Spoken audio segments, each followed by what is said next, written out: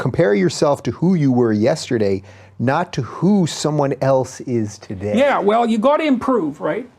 And so, and you might think, well, I'm a real fixer-upper and I'm really embarrassed about that because there's 50 things wrong with me and like, look at that guy. And so now I feel all terrible because of the comparison and all of that. And first of all, it's unfair because especially by the time you're about 30.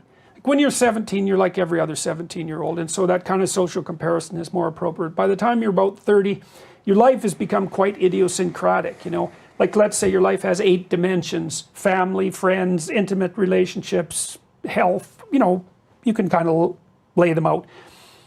You're individually positioned in all those dimensions. Your life isn't like anyone else's life.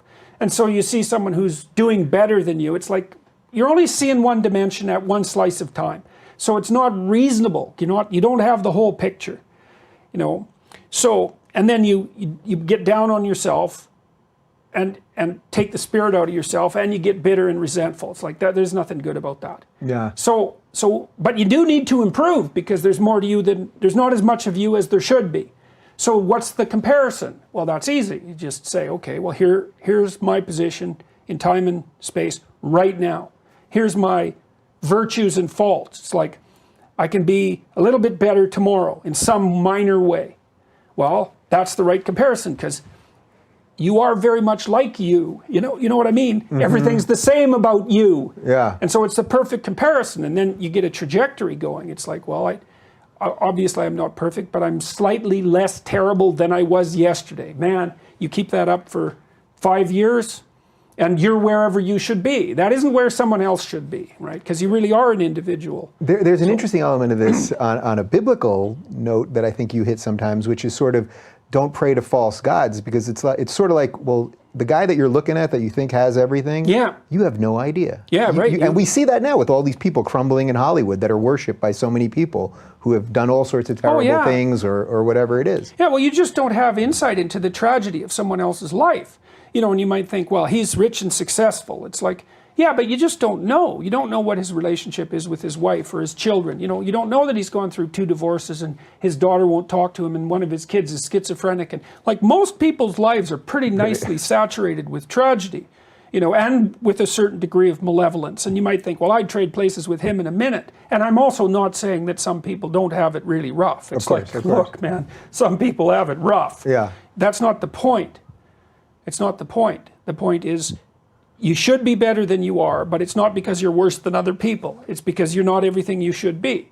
And so you got to pick the comparison right. And then that's also ennobling. It's like, and instantly hopeful. There is absolutely no doubt that you can be slightly better tomorrow than you are today. And then because of the Pareto principle, that, you know, that movement towards the good increases exponentially, that trajectory can just take you out of hell very, very rapidly. And so, you know, there's nothing but good about that. Yeah, just quick sidebar before we get to number 5. So you mentioned sort of 17, we're all sort of at that same, you can't have that much differentiation probably between the people around you. But 30, it's a little more calcified. Yeah. Do you think there's a cutoff age? I don't mean exactly a number, like you're going to say 56, but do you think that there's a point, and there was a question asked at Clemson where somebody said to you, you know, you've really helped my 60-year-old father who had all this stuff going wrong in his life. He started listening to you and he said I think she said he's in the best place he's ever been or something. But do you think that there's a cutoff age where just physiologically you can't quite Well, I think it gets harder because you get more who you are as you get older.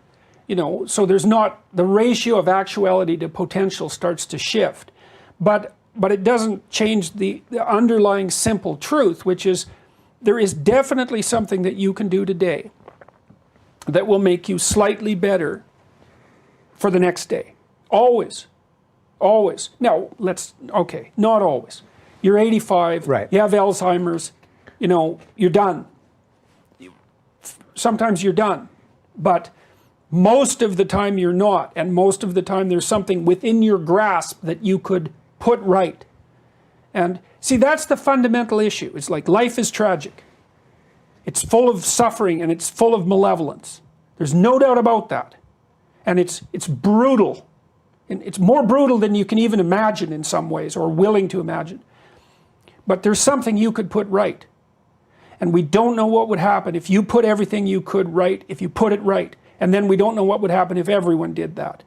but you can be certain that it would be less tragic and less malevolent. And so, like, you don't have anything better to do than that. Right, like get cracking. at it, man. Get cracking, That's right. man. All right.